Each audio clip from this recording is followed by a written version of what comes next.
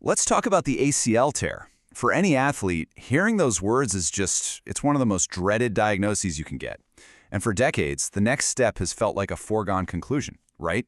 You're heading to the operating room. But what if that's not the whole story? I mean, think about it. You hear that pop, you feel the knee go, the MRI confirms it, and for almost everyone, the very next thought is, okay, when can we schedule the surgery? It's just become the automatic default response. It's what you do. But what if I told you there's another way? A non-surgical path that isn't about just giving up and quitting your sport. No, this is a serious, science-backed approach to getting you back in the game. And that is exactly what we are going to break down today. So to really understand this alternative, we first have to take a hard look at the default choice, ACL reconstruction. I mean, why are scientists even looking for other options? Well, it turns out surgery might not be the magic bullet we all assumed it was. When you dig into the long-term studies, some pretty surprising things pop up. The rates of a second ACL injury, higher than you'd hope. And the number of athletes who actually get back to their previous level of play, it's lower than you'd think. Plus, even after you get a brand new ligament, the risk of developing arthritis in that knee down the road is still really high. But here's the real kicker. A huge systematic review back in 2014 found pretty weak evidence that surgery is actually better than just high-quality conservative treatment. That really opened the door to a whole new way of thinking about this. Okay, now, let's be crystal clear about something. This non-surgical path is not for everybody. It's not a free-for-all. It's designed for a very specific type of person. So, how do you find them? Well, it all starts with a super rigorous screening process to identify what researchers call potential copers. So, what is a potential coper? It's pretty much exactly what it sounds like. It's someone who has the potential to cope, and not just cope, but to thrive without a fully intact ACL. And this isn't a gut feeling, this isn't about just being tough. It is a specific classification that's determined by a whole series of objective, evidence-based tests. And this checklist really shows you how tough that screening is. First off, the ACL tear has to be isolated, no other major damage to the meniscus or cartilage. Then you have to pass a whole battery of tests. Your performance on 4 different hop tests has to be at least 80% as good as your uninjured leg. A survey about how your knee feels and functions also has to be over 80%. Your own global rating of your knee function needs to be over 60. And this is a big one. You can't have had your knee buckle or give way more than once. You have to check all of those boxes to even be considered a potential coper. This chart from a big 10-year study really puts it all into perspective. Just look at this. More than half of all people with an ACL tear, 54%, were immediately out of the running because they had other damage in their knee. Of the people who could be screened, more of them failed the tests and were labeled non-copers. So when you do all the math, only about 20% of the total group, 1 in 5 people, were actually candidates for this non-operative path. It is a very select group. So okay, let's say a patient gets through the screening, they qualify, and they decide against surgery.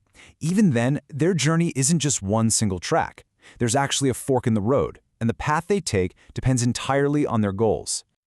On one side, you have activity modification. This is a great option for people with less demanding jobs or for athletes who are totally happy to switch to sports that are mostly in a straight line, like jogging or cycling. The rehab focuses on just building good, solid strength for daily life. On the other side, you have Cooper Rehabilitation. This is the high-level, intense program designed specifically for those potential copers who want to get back to cutting and pivoting sports like soccer or basketball. The focus here is all about building dynamic stability. And for the rest of this explainer, we're going to zero in on that copper rehabilitation path. Because the question is fascinating. How do you actually train a body to perform at a high level without an ACL? Well, it's a very systematic, 3-phase blueprint. It all kicks off with phase 1, the acute phase. And the goal right at the beginning is simple, but it's absolutely crucial. You have to calm the knee down and start laying the foundation for everything that's coming next. It's all about managing the immediate chaos after the injury. In this phase, every single thing has a specific purpose. You're using ice and compression to get the swelling down, because swelling can literally shut down the muscles around the knee. If the quad muscle just won't fire, therapists will use electrical stimulation to basically wake it up. Then the strength work begins, but it's done so carefully. For example, leg extensions are only done in a very specific protected range of motion to avoid putting any unnecessary strain on the joint. Once those initial symptoms are under control, this is where the training gets really advanced. Phase 2 is all about what's called neuromuscular training, and the whole goal is to essentially retrain the muscles around the knee to take over the stabilizing job that the missing ACL used to do. And the absolute star of this phase is a technique called perturbation training. This is, well, it's pretty wild.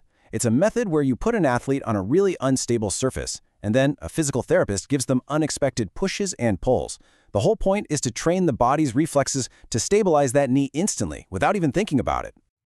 So you're probably wondering, what does this actually look like? Well, the athlete might start on a rocker board that's just unstable front to back. Then they progress to a roller board that's unstable in every direction.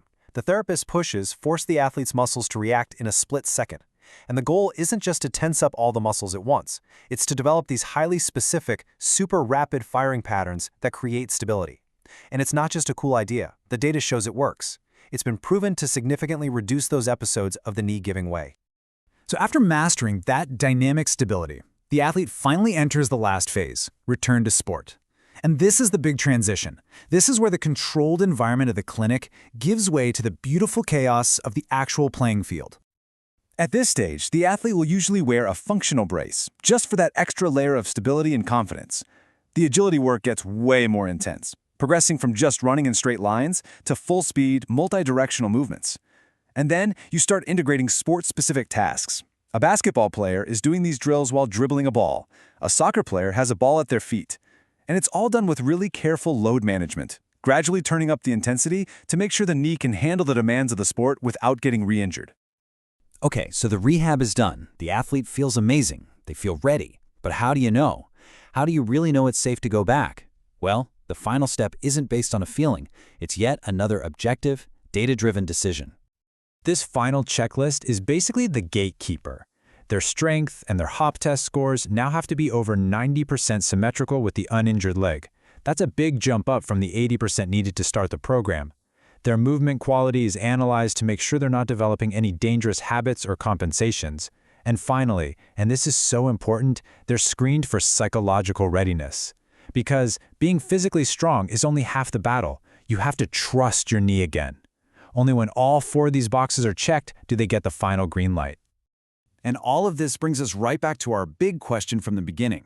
For the right person, who's identified through that rigorous screening and guided by a systematic, evidence-based rehab program, this non-operative path proves that dynamic stability is totally achievable. It really makes you wonder, if the ultimate goal is just to get back to your sport safely and successfully, is surgery really the only answer?